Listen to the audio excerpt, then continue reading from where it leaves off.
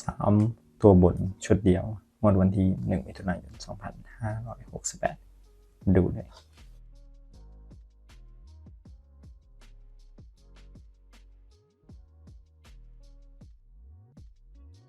สวัสดีครับพอยหนังเด็กเด็ดแมนครับวันนี้มาดูเลขสูตร3ตัวตรงครับระดับแรกมาดูสูตรคำนวณก่อนครับ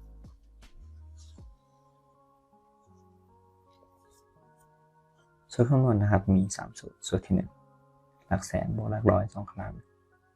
บวก10บนบวกหน่วยบนบวกหน่วยล่างและ3คงที่สูตรที่2ครับหลักแสนบวกหลักหมื่น3ครั้งหลักร้อย10บนและ4คงที่สูตรที่3หลักหมื่นบวกหลักพันบวก10บนหน่วยบน3ครั้งครับต่อด้วย3คงที่เดี๋ยวไปดูวิธีคำนวณและตรวจสอบจาก3งวดที่ผ่านมาพร้อมกันเลยครับ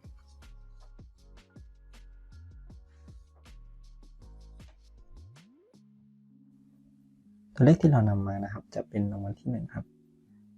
จากงวดวันที่1เมษายน2568และเลขล่างนะครับนำมาใช้ในการคำนวณกับสูตรทั้ง3สูตร6 6 9 6 8 7และเลขล่าง36ครับเขียนไว้กับสูตรครับจากสูตรที่1นะครับได้6บวก6 2ครั้งบวก8บวก7บวก6และ3คงที่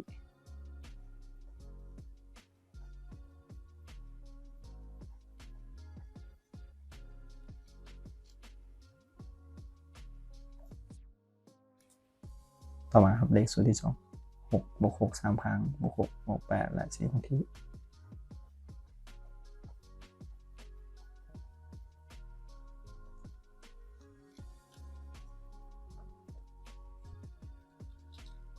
สูตรที่3ครับ6บวก9บวก8บวก7 3ครั้งและ3คงที่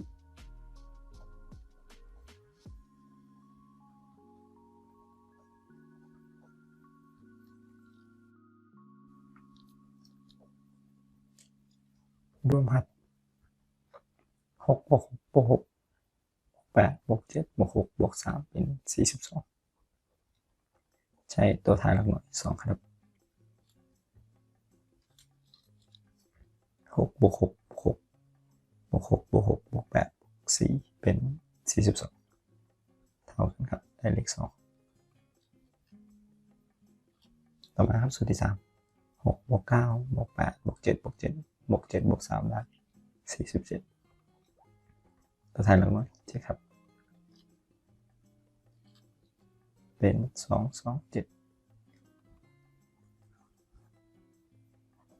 ตรวจกับเลข3ตัวงวดต่อมาครับออก227งวดวันที่16เมษายน2568เข้าตรงครับตามสูตรนี้นะครับคำนวณกับงวดที่2ต่อครับ266227ล่าง85เลขออกในวันที่16เมษายนนะครับมาคำนวณจากสูตรที่1 2บวก2 2ครั้งบวก2บวก7และ5บวก3คงที่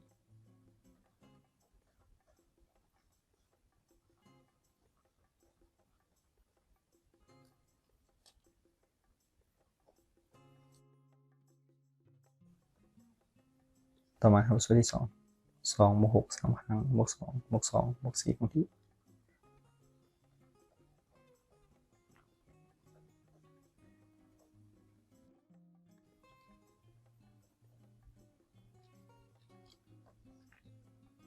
สูตรที่3ครับ6บวก6บวก2บวก7 3ครั้งและ3คงที่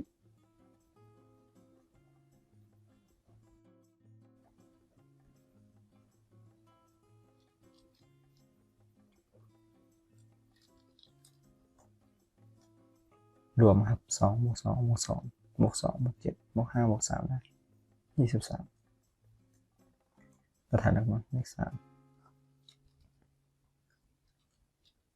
2บวก6บวก6บวก6บวก2บวก2บวก4เป็น28ครับตัวท้ายหลักหน่วยได้8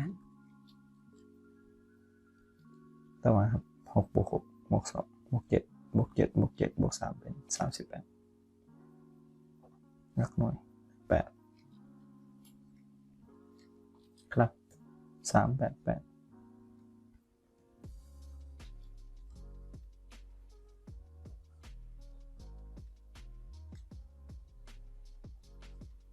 เลขออกงวดต่อมาครับ388ใน3ตัวบนเข้าตรงครับงวดที่2ต่อไปครับตรวจสอบกับเลขงวดที่3 213388ล่าง06เลขออกในวันที่2พฤษภาคม2568นะครับนำมาคำนวณได้2บวก3 2ครั้งบวก8บวก8และ6จะนำบวก3ครั้งที่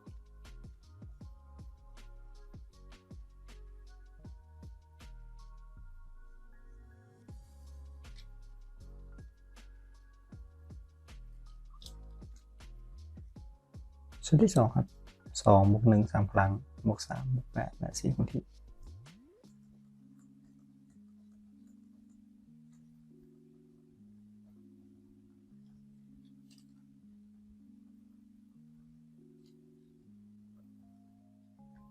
ชุดที่3ครับ1บวก3บวก8บวก8 3ครั้งและ3ครั้งที่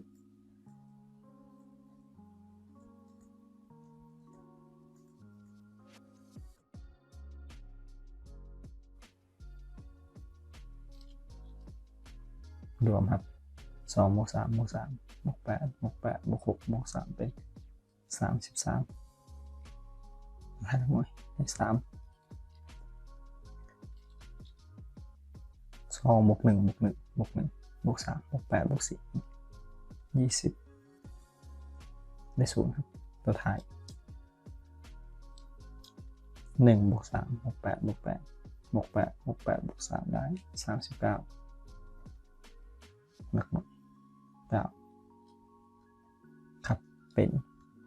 3093ตัวบนนะครับงวดต่อมา309วันที่16พฤษภาคมครับเข้าตรงครับจากสูตรนี้คำนวณนะครับ3งวดก่อนหน้านำสูตรนี้ครับมาคำนวณในงวดต่อไปดูพร้อมกันเลยครับ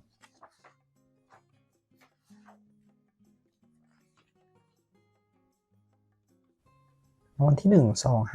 1251309ล่าง87ครับเลขออกจากวันที่16พฤษภาคม2568มาคำนวณ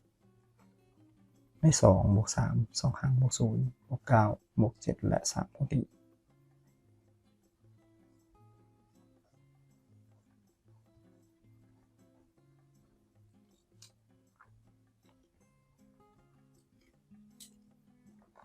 ส่วนที่2ครับ2บวก5 3ครั้งบวก3บวก0และ4คงที่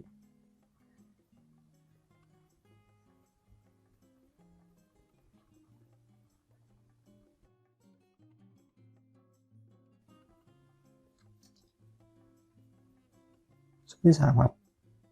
5บวก1บวก0บวก9 3ครั้งและ3คงที่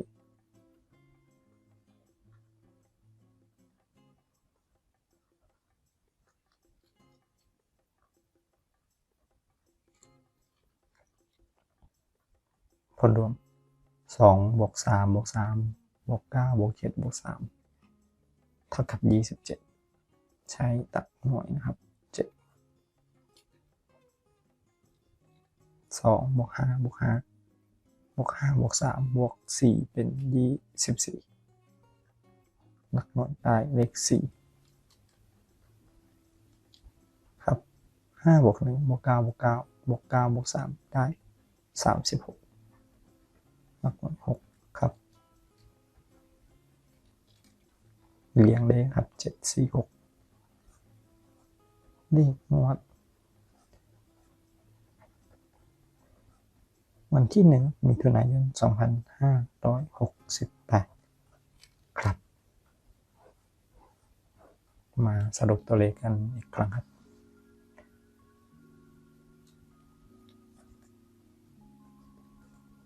ครับจากสูตร3ตัวบนชุดเดียวนะครับคำนวณได้7 4 6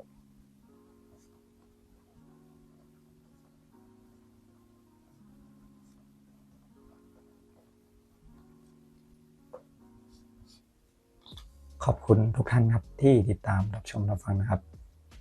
และก็อย่าลืมกดไลค์กดแชร์กดติดตามเป็นกำลังใจให้ด้วยครับสำหรับวันนี้ขอให้ทุกท่านโชคดีสวัสดีครับ